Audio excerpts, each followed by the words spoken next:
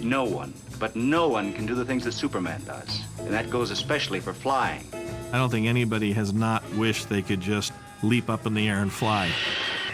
By the time we got to the TV series, Superman was in full flight.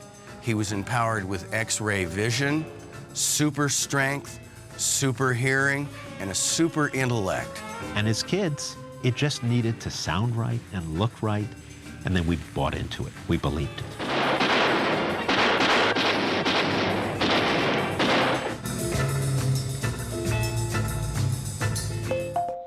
They had an incredible man in the name of Thole, Simonson, doing special effects. Well, he called me Cy. Nobody knows Thole.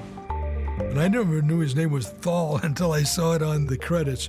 Cy was the best special effects man in the business. Cy Simonson brought trust to all the players because they knew they could rely on his special effects to go right. There was always bombs going off, gunshots, guys pointing a gun at you. Look, your orders have just been changed, kid. The interesting thing about an actor and a special effects supervisor is that you have to have a lot of trust.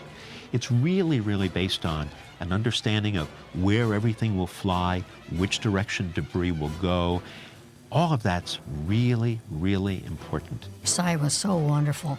You could always know that you were safe no matter how close the fire was going or the bombs were going to go off.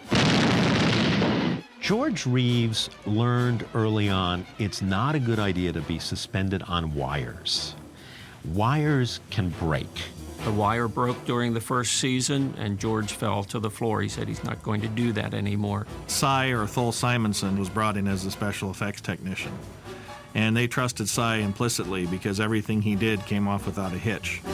I went home and I figured out all these different things, and we came up with a rather reasonable approach to it.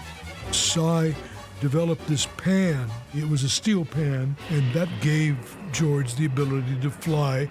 And George would hold out his arms as Superman, hold out his legs, and could fly, move to the side, dip down, do everything.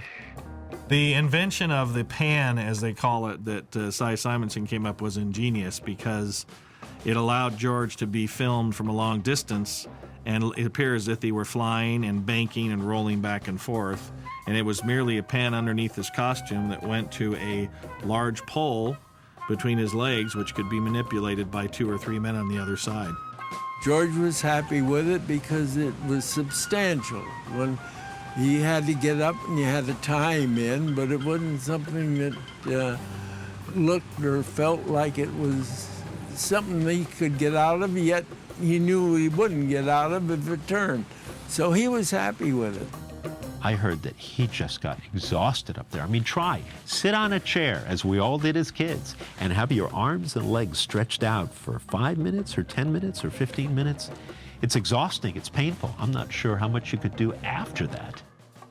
There were 4 general flying sequences, but if you look very closely in the seasons, you will see some variations where Superman is flying in from different angles. In Dagger Island, he actually flies around the Metropolis cityscape, and you see him from head to toe, which is very unusual for the color shows.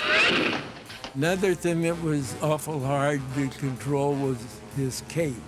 You knew his cape should be flapping, but in order to get it to flap, you had to have wind. And in order to get the wind just right, sometimes it didn't fit how he's going to turn. And that turned out to be one of the bigger problems. I think George takeoffs and landings are better than anything that have since been in any of the Superman films in which he takes off with wires and comes in with wires. George, being athletic, developed a way of having a diving board in the floor, which would allow George to hit basically 2 pieces of wood with a spring in the middle, and he would approach it, land on it, and then leap over the camera and do a tumble. And he would go through the window chest height, And he'd be going up as he went through the window, fall on the foam pads we had. Coming in a window, he would stand outside out of camera range on a ladder, and then he would hang onto the bar and then swing in. He had him jump off ladders to arrive. Any number of times in an episode, he lands in a scene and you hear the whoosh. He's really jumping off a fourth or fifth rung of a ladder just off camera.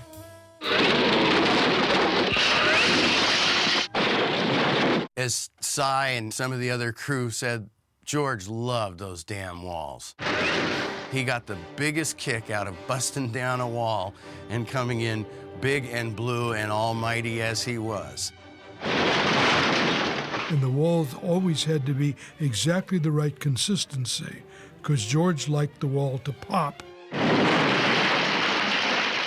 Bricks would fly and it'd look real. Crush this with your hand.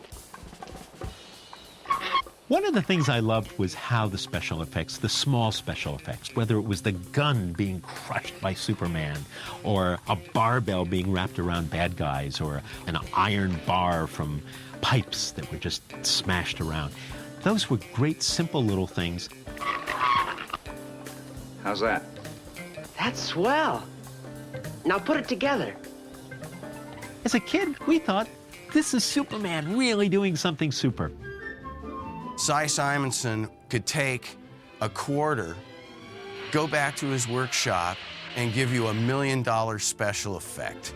When Cy Simonson made an effect, they had no doubt it would do what he said it would do. You trusted him with your very life, and Cy was just a prince of special effects.